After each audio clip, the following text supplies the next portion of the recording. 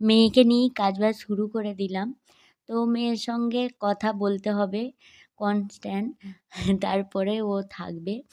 আর ওর চোখের সামনে থাকতে হবে, তারপরেই ও থাকবে। ও খেলছে আর আমি কাজ করছি আর ওর সঙ্গে বক বক বক বক করে বকে যাচ্ছি।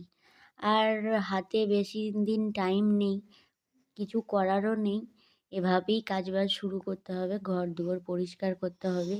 কারণ সামনেই একটা কাজ, কাজের সময় ঘর দুয়ার তো পরিষ্কার করতেই হবে।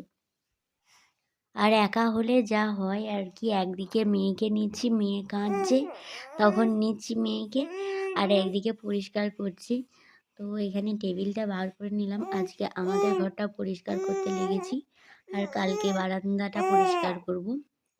তো এভাবেই কাজ শুরু করে দিয়েছি। আর আমার মেয়ে কনস্ট্যান্ট বকে যাচ্ছে, কারণ আমি বকছি তাই ও ভয়েস ওভার দিচ্ছে। আর দেয়ালগুলোকে একটুখানি শ্যাম্পু জল করে মুছে নেব, কারণ অনেক নোংরা হয়েছে। তারপর আমার ম্যাডাম কাঁদতে লাগলো, তো ম্যাডামকে ভোলানো চলছে আর কি। আর পুরো ঘরের অবস্থা একদমই খারাপ, কী করে ক্লিন করব সব সেটাই ভাবছিলাম। তো তারপরে একটু থামলো কান্না, তো রেখে দিয়ে আবারও দেয়ালগুলো মুছতে চলে এলাম। আর আগের দিনই দেয়ালগুলোকে মানে পরিষ্কার করেছি, এই স্ট্যান্ডার দিয়েই ঝুলগুলো ধুলোগুলো সব ঝেড়েছি। আর আজকে হচ্ছে জল দিয়ে মুছে দিচ্ছি, তাহলে মানে দেখতে সুন্দর লাগবে, চকচক করবে। আজকের ভিডিওটা এই পর্যন্তই। তোমাদের কেমন লাগলো